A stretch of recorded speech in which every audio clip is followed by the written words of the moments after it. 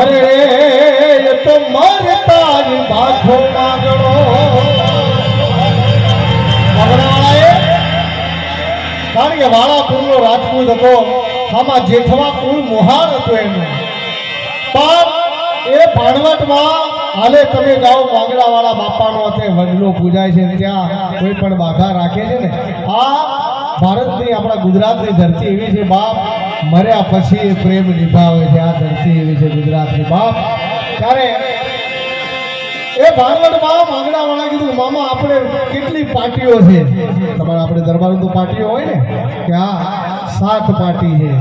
તો હું મરી જાઉં મને ખાપણ ઉઠાડો ને તો 7 લાવજો મારી એકે પાર્ટીને માથું ના લાગુ બધાય મારા મામા છે ભલે તમે અલગ અલગ હાથના છો પણ મારા મામા છો બાપ ત્યારે પણ સોડો લાવજો મામા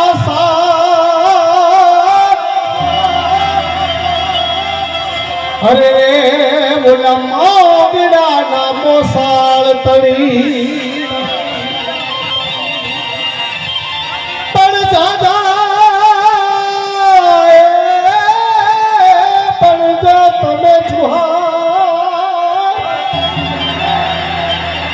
અરે બોલી પાળે ઊભી પદ્માવતી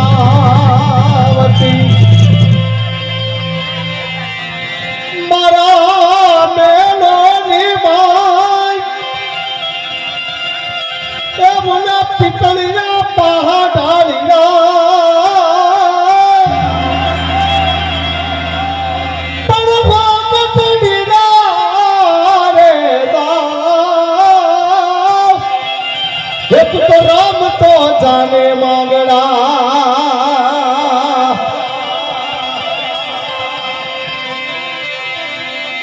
વાળા એક સરસ મને આ દુહો ગમે છે એનો જ છે માંગડાવાળાનો બાપ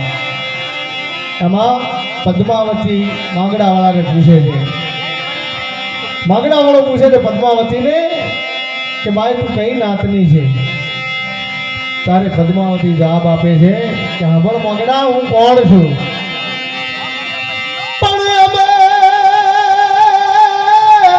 વેપારી વાણિયા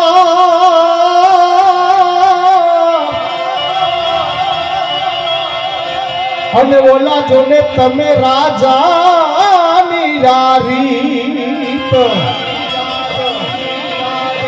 પણ પેલા ભવની આપણી પ્રીત હે મગડા રે ભવમાં આવી મળી અરે માંગડો કહે છે કે હે બદમા અત્યારે તો ગાયોની વારે ચડ્યો છું ગાયોને વાળવા જાઉં છું ગૌ માત્રીને વાળવા જાઉં છું બાપ પણ કદાચ જો જીવતો પાછો આવું બાયલ ચાડાને મારી અને મારા બાપનું વેર લઈને આવું એ બનવાળાનું બાપ તો જરૂરથી તારી એના ચોરીના 4 ફેરા ભરે પદ્મા અને કે હોકટના દાવ જે અડધો છે ને આવી પૂરો કરીને રમી જાય પણ અત્યારે તો મને બહુ ઊભો રાખીશ તો એ કારણ કે હાબળ એનું કારણ માંગડો કહે છે કે જો હાબળ પણ હાથ રે નાખું તો મારા હૈયા થર થરે અરે રે મારી જીવનડી લડથડ થાય પણ જે નરનારી મોગીરો ક્યાંથી વાળી લાવે ગાય જો બધવા કદાચ મારો જીવ અહીંયા ઊભો રહું તો પછી નહીં જઈએ કો મારી ગાઉ માત્રને વાળવા માટે બાપ ત્યારે એક ખીમરા નોડરનો મને દુહો યાદ આવે છે બાપ આવો દાદા ભાનો પાળીઓ થઈ ગયો ખીમરો જ્યારે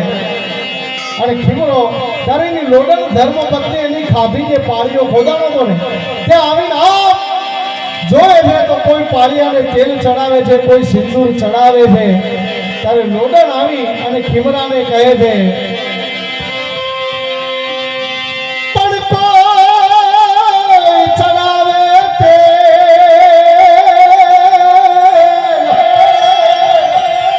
અરે રે કોઈ રે ચડાવે સિંદૂર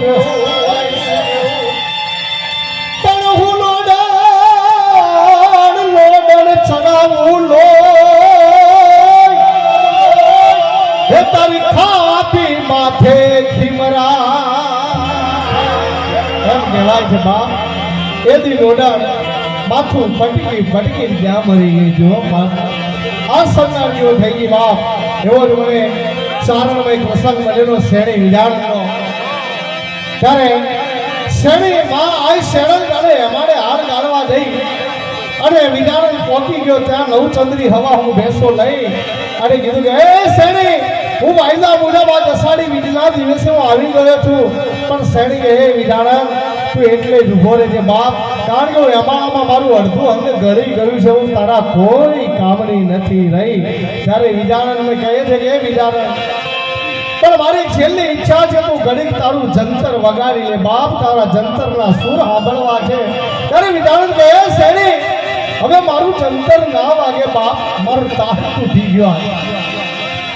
પણ શેણી કે મારી ઈચ્છા છેલ્લી છે વિજાણ પૂરી કર બાપ ત્યારે વિજાણ કહે છે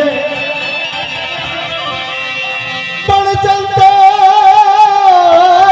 ભાગ્યું ને ચડ પડી અરે બોલો તૂટી ગયો મારો મોભીતા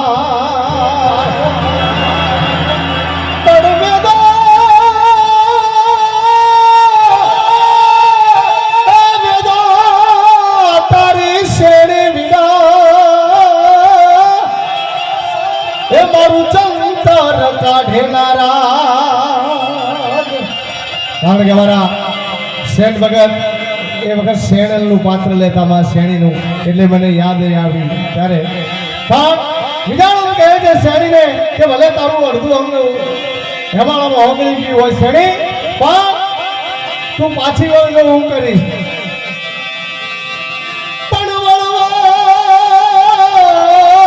તું વેદા તણી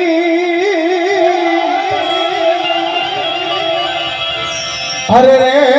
તને પાંદડી હશે તો જ અમે પાળશું પણ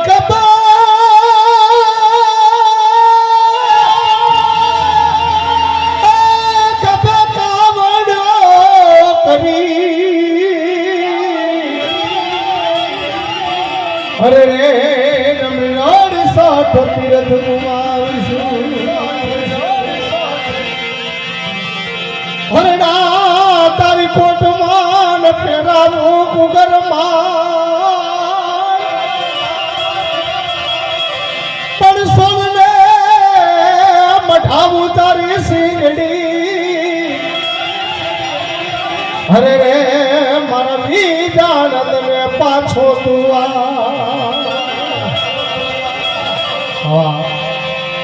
ઘણા બધા આપણા ઇતિહાસો છે બાપ ગાવા જઈએ તો રાતો ને રાત તૂટી પડે બાપ પણ કાંઈક બલિદાન દીધા હોય ક્યાંક પ્રીતના પાવા વાગ્યા હોય પણ એ પ્રેમ કેવા હતા બહુ પવિત્ર પ્રેમ હતા ભાઈ અત્યારના પ્રેમ જેવું નથી